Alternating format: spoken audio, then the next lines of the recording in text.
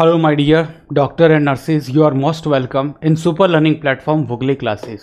Myself Ashok Kumar Sahu, आपका mentor, आपका career guide, स्वागत करता हूं आप सबका आपके अपने इस इंस्टीट्यूट वुगली क्लासेस में, जो मेडिकल ऑफिसर के एग्जाम्स के अंदर, नीट पीजी के एग्जाम्स के अंदर, एनक्लिक्स एग्जाम के अंदर और नॉर्सिट यूपीपीएससी इन एग्जाम्स के अंदर पूछे जाते हैं.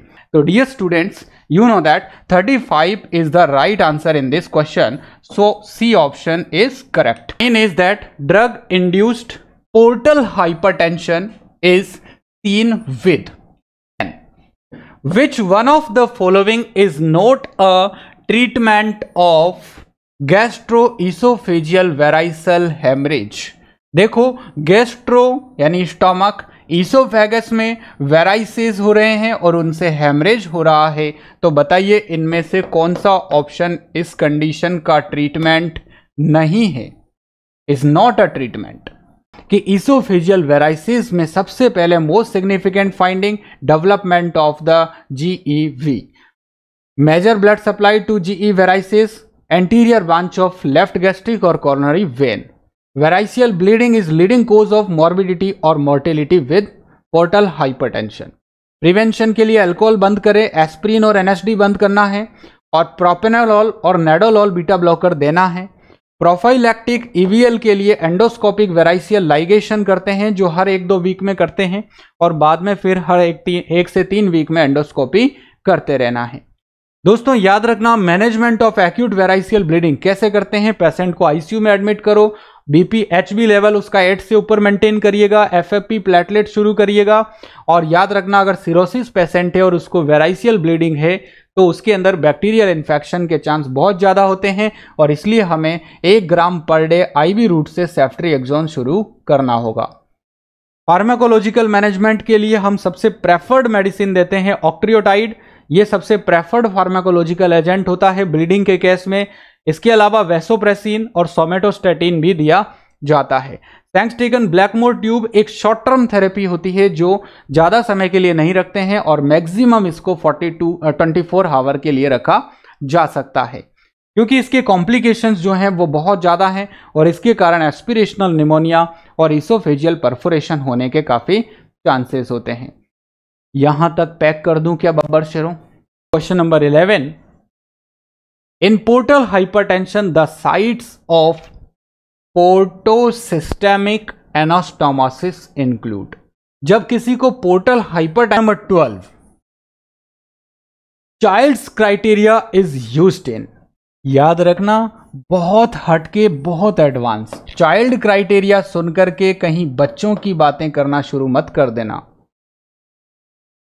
ये बच्चों का सब्जेक्ट नहीं है मेरे दोस्त, मेडिकल सर्जिकल है. क्या है ये मेडिकल सर्जिकल है, ये कोई बच्चों का खेल नहीं है. सारा कुछ मैं रिवाइज करवा रहा हूं साहब. चाइल्ड्स टर्कोट पग क्राइटेरिया यानी CTP score is a measure to assess the hepatic function. Hepatic functions को असेस करने के लिए इसका यूज किया जाता है, इसलिए लीवर के फंक्शंस को असेस करने के लिए, और इसके द्वारा हम पेशेंट्स को क्लासिफाई करते हैं अलग अलग हाई रिस्क ग्रुप्स के अंदर, जिनको क्या होने जा रहा है, पोर्टोसिस्टेमिक शंट सर्जरीज होने जा रही है. ये लीवर सिरोसिस के पेशेंट्स में प्रोग्नोसिस के पर्पस से भी यूज किया जाता है. इसमें टोटल 5 क्राइटेरिया होते हैं और 3 पॉइंट तक स्कोर किया जाता है. इसका पहला क्राइटेरिया सीरम एल्बुमिन का ब्लड लेवल चेक करना है आपको. दूसरा बिलिरुबिन का चेक करना है. प्रोथ्रोम्बिन टाइम और आईएनआर चेक करना है.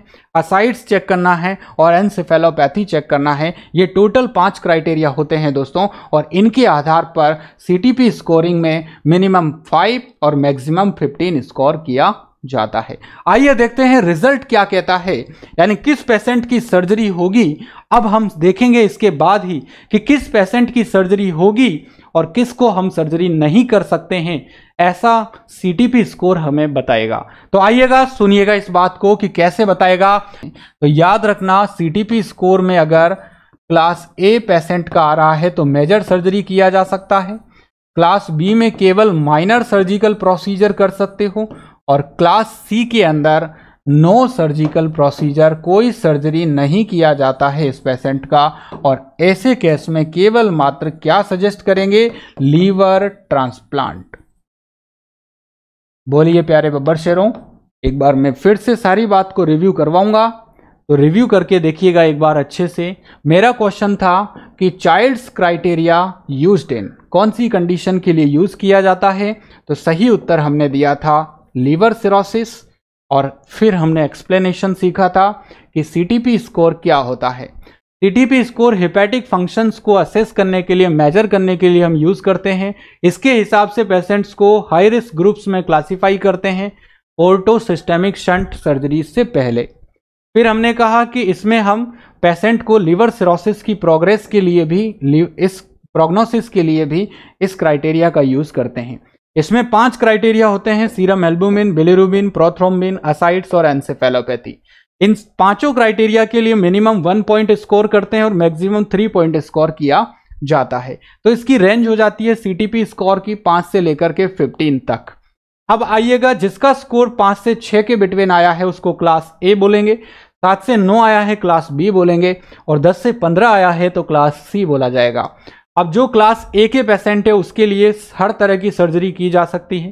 क्लास बी जो आया है उसके लिए माइनर सर्जिकल प्रोसीजर कर सकते हो, और क्लास सी का पेशेंट है तो 10 से 15 पॉइंट जिसका आ रहा है उसको कोई भी सर्जिकल प्रोसीजर नहीं कर सकते, और केवल मात्र लीवर ट्रांसप्लांट करना ही इसका अंतिम सॉल्यूशन होगा जिससे हम इसकी लाइफ को बचा सकते हैं। क्रिस्टल क्लियर है मेरे बब्बर शेरों? अरे भाई बोलो बच्चों, यहां तक जो कुछ मैंने आपको सिखाया है, पढ़ाया है, समझाया है, एवरीथिंग इज क्रिस्टल क्लियर ना? No more doubts? बोलो प्यारे बब्बर शेरों।